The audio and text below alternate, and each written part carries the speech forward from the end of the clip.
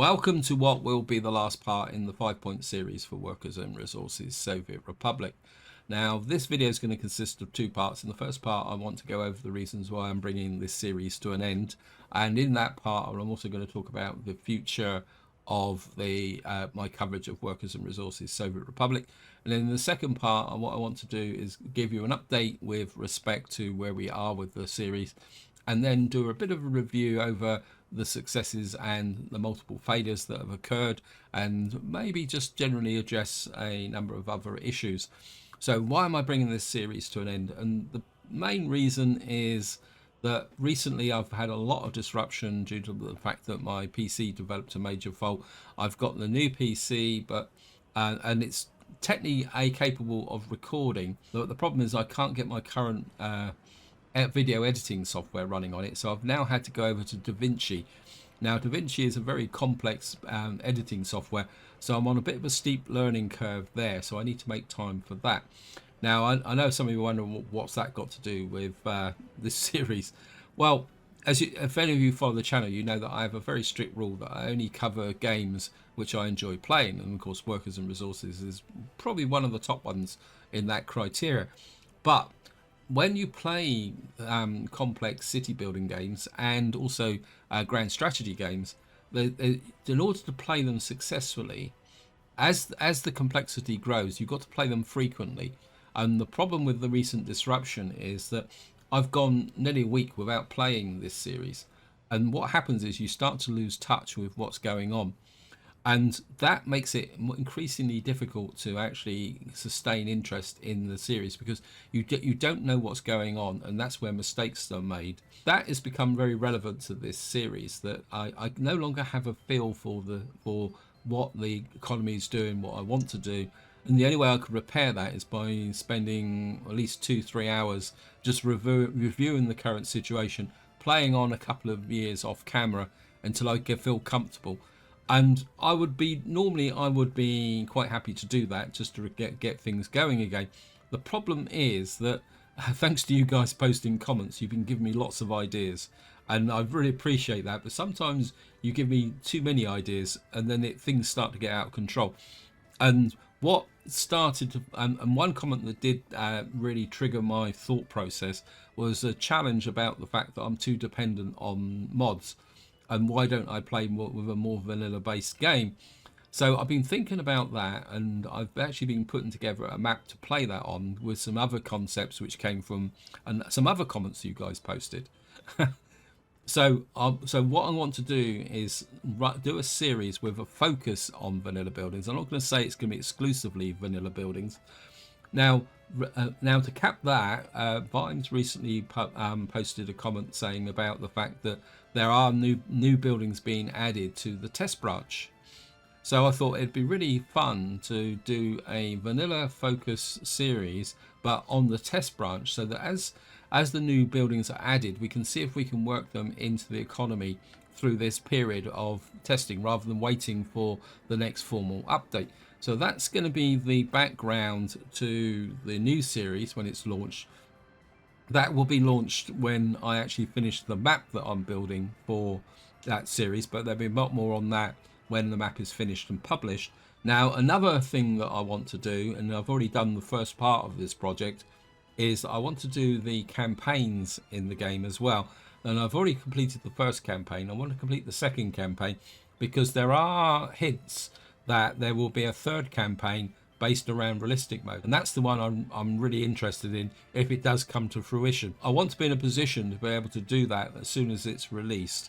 So that's the reason why this series is coming to an end, and that also gives you an idea of where the channel is going to be going with this game. And I think it's also worth mentioning that due to all the disruption, that I am thinking more of a general reset on the channel, so that I can start again once everything's set up completely, with a fresh frame of mind. So that out the way, let's just start with where the current state of play with the series is. And probably the biggest change is that after spending a little bit of time trying to get this railway finished and electrified, we now have a distribution office. And if I click on this, you'll see that I'm now got it set up to export steel, mechanical components, prefabs, and there is an option for gravel. But to be honest, gravel is incurs such a low price. Really, exporting gravel is a waste of time. What you really need to use trains for, to with respect to gravel, would be to move it around the map for other construction sites. So, for example, if I was to eventually to get this line finished, because it's currently going up here at a fair old rate of knots, what I'd be kind of half thinking about is getting a a marshalling yard in this area, and so that I could drop off gravel here, because in the last part I think we were looking at I think this is an asphalt plant with a bit of an aggregate quarry here. So I mean, there is a possibility that I could bring a rail track in, but I think the trouble is the branch would have to be up here, wouldn't it? And I'd have to come round through this lot. And I think this is an example of that. If you don't keep the flow going and you make a few kind of bad placements, your whole network can start to fall apart. And that's partly what I've got here, because I was never really planning to put a construction capability out here, but then I changed my mind and I put this asphalt plant in here, and so we've now got a kind of a bit of a mixture with the oil refinery. But that's, I mean, that's the way the game goes. I mean, it reflects real life, because real life is nothing's ever static, and I think this is where it's quite important when you build city building games. It's very tempting to build or lay out a city or an economy that's frozen in time, but in reality economies are never frozen in time. They're always constantly changing and evolving, and this is one of the reasons why I really like Workers and Resources Soviet Republic, because the time scale and the fact that you build everything, you can reflect that in the game, that your economy is constantly evolving, changing. Your needs of your people are changing as they grow, as the area grows. So you get this slightly organic approach of how things can be developed. So so that is the current situation. The farm here is working very well, even if I haven't really had time yet to put the roads in here, because this was really put in as emergency contingency. In fact, it looks very much like this is going to overflow, because we've still got a lot more crops in here with good fertility. So again, I could probably do with another distribution office out here, so that we can move some of the stuff around. So, and I think this is also a good example, if you're following the series, that how the game can flip. It's only just over a year in gameplay when I was getting a crop shortage at the end of the year. Now I'm getting a crop surplus, but of course that can be very quickly absorbed into, possibly, I mean, if I really wanted to absorb it very, very quickly, I could bring back the biofuel. But we've got plenty of fuel in here to keep things going, because we've got the oil refinery here. Also, once the track is finished up there, would have been able to bring the fuel down into here, where we could have started to distribute fuel from here. So that's it. So I think so that's the current situation. So let's just talk a little bit about the kind of the successes and failures. Well, I think overall this has been a fairly successful campaign. I did fulfill my initial objectives by getting our small building city town. I did fulfill my initial objectives by getting my starter town up and running, and it did settle down quite well, although my original plan was to move it away. But I think truthfully, partly for sentimental reasons, I think you really need to keep that starter town, especially when you start on an early start like I did, and you start with a very small community. But of course, as you can see here, virtually every building in this area is modded. I don't think there's any vanilla build. Maybe the gas station is vanilla, and maybe the new secret police headquarters here. But all the rest of everything in this area is modded. And then the move up to here has been a pretty good success. I really like this town, or city actually, because it's quite pretty big now. And I think this is a good example of how you can deal with some of the more centralized services like the legal courthouse, because the whole of the, wow, looks like I might have a bit of a problem here. Looks like the courthouse is getting a bit overloaded, but this is an example of I say the courthouse, prison, things which cover the whole map. If you build a large town or city or small city, whatever you want to call it, you can effectively keep extending and building these services over time. And I think that also applies quite successfully to orphanages, although there is a case with orphanages that it pays to spread them around a little bit. And of course, in the case of orphanages, there is this debate whether to use them or not, because the problem is that once you build the first orphanage, you change the game focus, and then you're committed to constantly building these orphanages up. And if you, of course, if you don't provide sufficient cover, what actually happens is that you increase the crime rate, because uneducated children develop criminal tendencies, and then those criminal tendencies then go into your overall economy. And if I can just find it's in here, isn't it? So if we let's take a look at the crime rate. Yeah, you can see we're actually developing a fair amount of crime in here, in this opera house. Obviously we've got some pickpockets operating in there, and that's minor crimes. Medium crimes got in here. Obviously we got some small criminals in the TV station. But generally the coverage in this area is pretty good, although we do have 24 here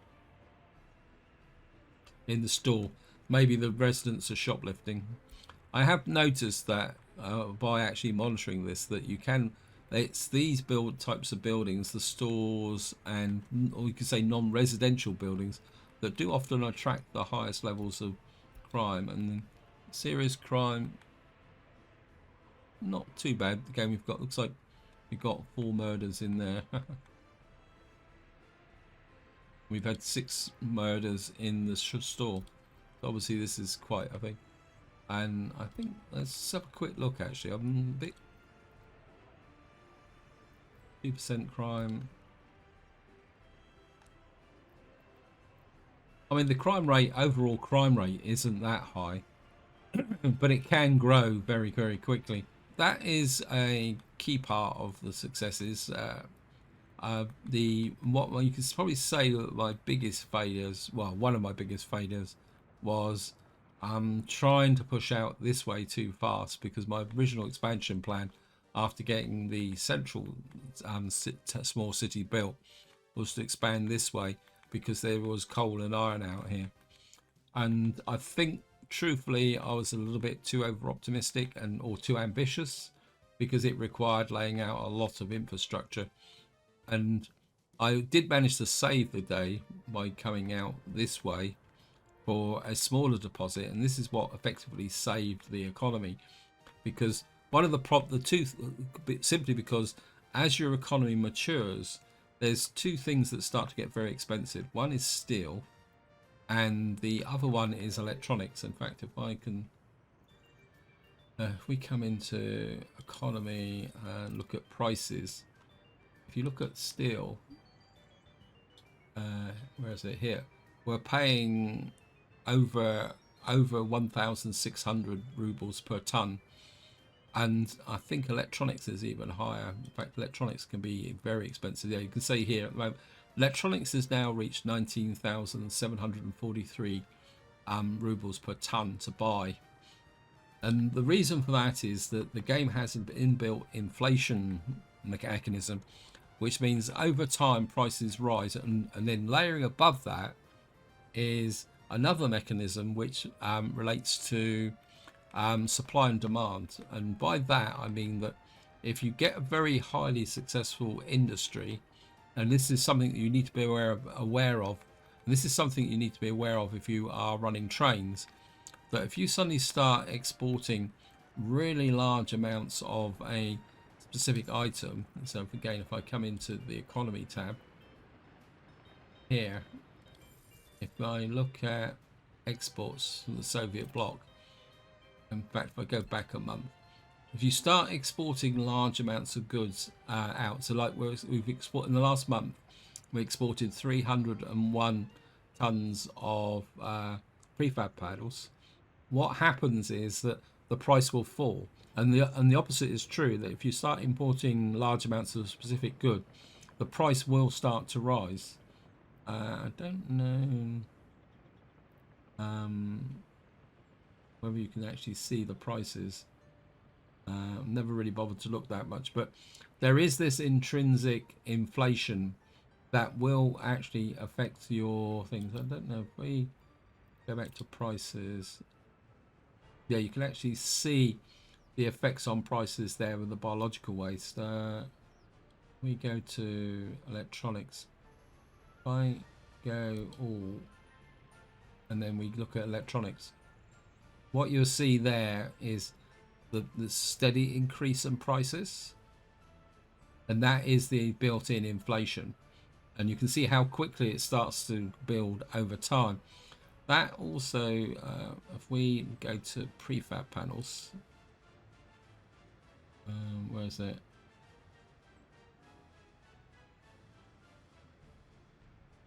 I mean, obviously, in fact, we go through these prefab panels this year. Now, it's a bit difficult to see. You need really big fluctuations for this. But what you can see is the price fluctuations here. But again, if I go back to all, you'll see some items, the inflation rate, again, even for prefab panels, you can see that inflation rate rise up. So that indicates that the price, because of that inflation rate, that certain key items get expensive. This is the reason why that you need to be able to produce your own steel, and more importantly, electronics. Another one is where is it? We go there is chemicals. If we go to go back and click on all. I'm not sure what that pin symbol is. But again, you see the chemicals there, and you can see again that massive inflation rate there come up, and that is something that you do always need to bear in mind of, because and of course if you do an early start, the inflation rate gets big. By the time you get to like 1994, the inflation is even higher. So what I should have done was focus more on this direction earlier in the game. Let's just clear the, so that I got access to steel earlier. And of course the consequence of not getting access to steel was the fact it delayed my railway line. And again, I think one mistake I made is that I didn't put enough emphasis on laying the track early enough. I mean, the design was good, but I feel that if I'd put a bit more focus on the rail track, we would now have a line out to where I was planning on building the town, which is out here. This line would be finished, and we would be moving the oil and chemicals around a lot more effectively and a lot more earlier. And I think that's quite a key emphasis that needs to be taken into consideration. Now, moving away from that slightly downside, one thing I am very happy with is this highway system. I'll be completely upfront. When I started thinking about planning it, I was a little bit dubious about how effective it was going to be and what use it is, but I feel that it really works. And I think what makes it work is the fact that, and again, I just want to kind of show it to you. If we pick up this road here, truck here, if you watch it, this truck's got a top speed of 95 kilometers an hour. And because it's on the highway, and these highways have got very few nodes on it, you can see he's actually maintaining 93, 94, 95 kilometers. Now, crossing these nodes, he's slowing down. And that's something that does happen. But this is something that is quite important, I think. And I think one thing I'm really happy about is the fact that I've got this feeling that, and one thing I'm quite really happy about is that this has been a good test bed to show that if you've got a well-designed motorway layout, this will actually make a big difference for moving over large distances with trucks. Where in contrast, if you, I mean, this guy is probably going to deliver. Where are you delivering the? That looks like. Is it still? Where's he going? Oh, it's out here. But you can see how quickly this guy is moving. I mean, he's still doing 90 miles an hour around here. And this is also a good example that if you're even on a minor road here, if you don't have too many nodes, the traffic flows quickly. Now, in contrast, if you come over to into this town here, and this is probably an example. Well, I'll just see if I can. This is the example of the converse. If you watch here, you can see, if I let this run, you can see you get this here where this road has been held up. That means that there's actually a problem with the traffic signal here. Yeah, that needs to be like that. When you've got these congested roads, you do really need to get the traffic signs in. But this as a main road is, I mean, it works to bring traffic into here, but if you don't get the traffic flow going well, and you can see here we may have a, no, we've got that there. It's just, and again, this is an example that you've got nodes very close together. Even if you've got very fast trucks, you don't really get any benefit from them because they're always slowing down for junctions and things like that. And you can see through here, in fact, if I show you the roads, what I've done is I prioritize through. That does help, but it doesn't help that much because every time you get two vehicles come up like that, the one vehicle will always slow down because especially if they're not sure. See where that bus slowed down, that truck slowed down, and therefore these trucks never really get to their maximum potential. So from a road system point of view, I think the highway system worked really well. I can't remember if I've done the priorities on here. I think roundabouts do work as well. It's just that as I think somebody pointed out in a comment a long time ago, the game's still got a few issues with lane management.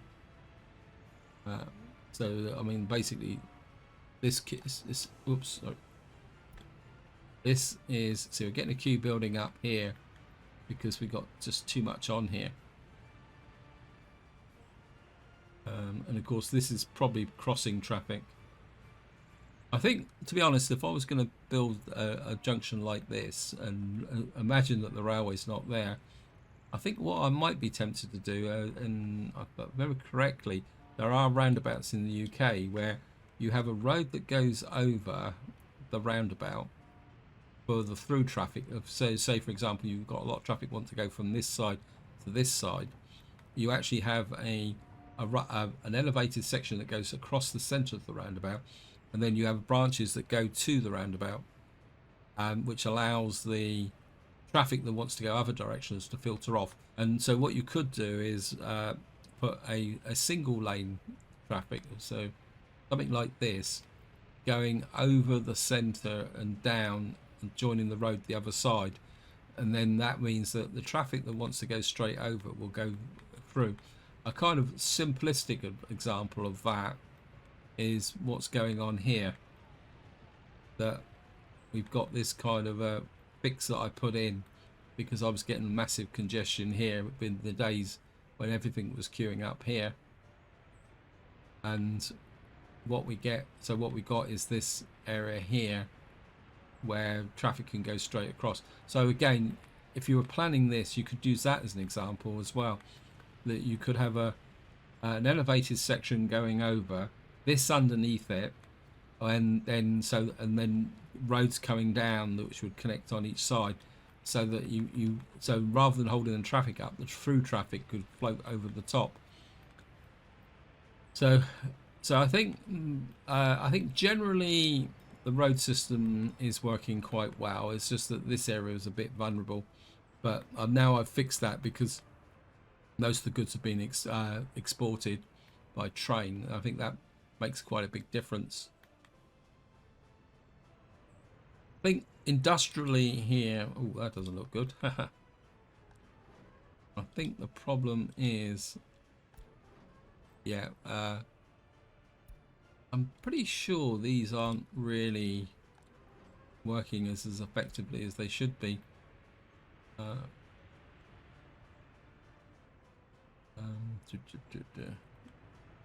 think what we'll do is, not that it makes that much difference, but I think we'll send the ash out to, where is it? Send it out here. That would save it. I think, again, there's something else I've learned. I think it pays to have these contingency dumps when the economy gets quite big, so that when you do get a bit of a crisis of waste, if you've got somewhere like this where you can dump off ash or waste overflows, obviously you need to keep it well away from the cities, it just alleviates that problem that can build up, because if your waste isn't collected, it makes the population sick very quickly. And again, just to kind of show you the overlay, because the moment you start getting a backlog of waste, see, we've got a little bit of a backlog here, 100%, that starts to spread out to your towns, and then if people can't, you know, if that's not collected properly, what can happen is then you get sickness start to develop, and then once sickness comes in, happiness starts to fall, and more importantly, loyalty starts to fall. So I think the being able to remove the waste here, yeah, we got our big truck picking up the waste now. That's got the incinerator going, and that should start to pop off the waste there, but it's going to take a little while to catch up. This is an example of what I was talking about in the intro. This is something I should have caught a long time ago, and by now it's a little bit too late, and we're going to go into, would have gone into an emergency contingency. So that is something ago. I'm really surprised why these aren't decaying as fast as they get here. I mean, it is contaminated by biological waste, but biological waste should also degenerate and disappear over time as well. Maybe it's just the sheer amount of waste that's coming out of here, and these just can't cope, so we need it. So I mean, I've got another one over here that's nearly full as well, which is slowly going. And of course, with ash, there's no, so short of selling it to the border, there's no other way to really get rid of it. And I suppose what I should have done is plan some form of infrastructure to take it away to a remote location. Actually getting quite a pile of biological waste here as well. Yeah. Again, this is another consequence that the mixed waste can't be picked up because this is filling up. And what that means is this is now blocking our production of biological waste. And this is a good example of how problems can cascade in this game very, very quickly. So until this area, until this is picked up, yeah, this will actually cause a problem. So we got export, big garbage container export. Yeah, got a problem here. Why has it got? That's the fertilizer. Yeah.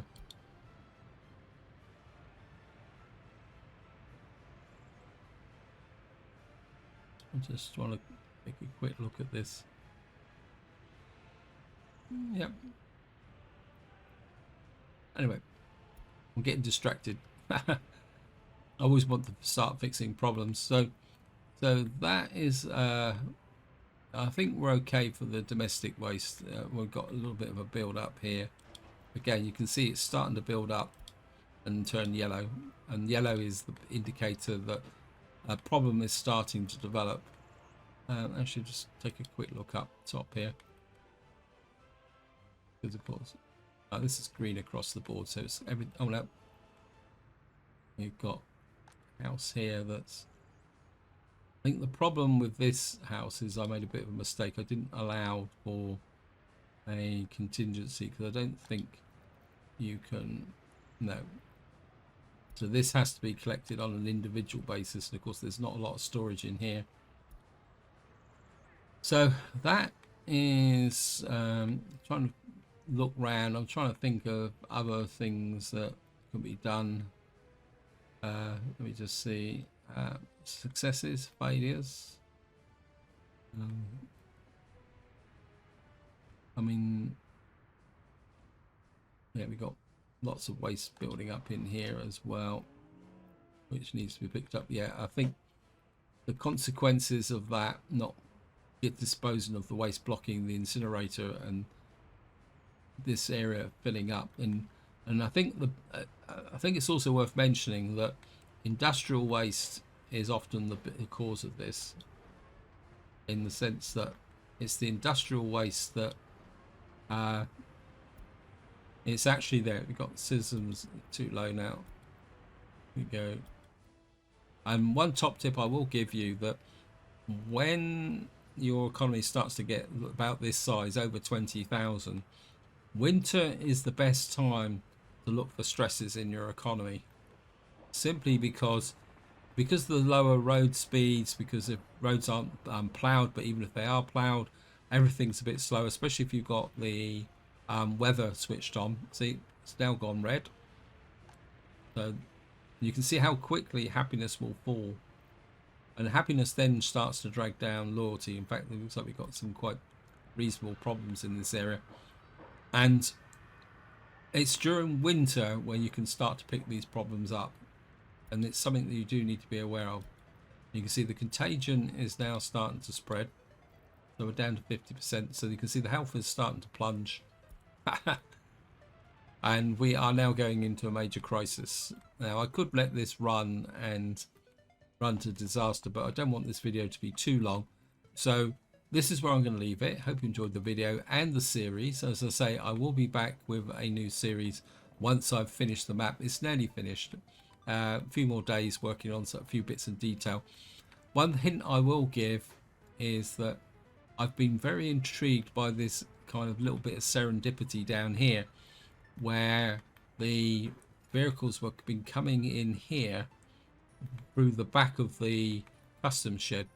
So I've been looking at that, and so the new map will be trying to explore that concept. And just one final check, and of course this is another hazard that you can get in the winter, is your snowplows will actually start to get blocked and cause traffic jams. So this is another reason why you want to give your economy the once over in the middle of winter, because what you will find is that because you've got a lot more snowplows and a lot of traffic around, it's this time of year when any problems that you are starting to experience will start to show up on the map in the form of traffic jams, blockages, and things like that.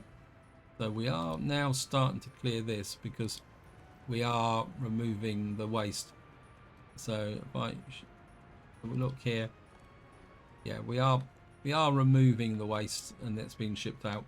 Hopefully that will ease the pressure on the waste system. That will start to mean that waste will be collected and things will get sorted out. For the second time, hope you enjoyed the video, hope you enjoyed the series, and until next time, whatever you do, enjoy the gaming.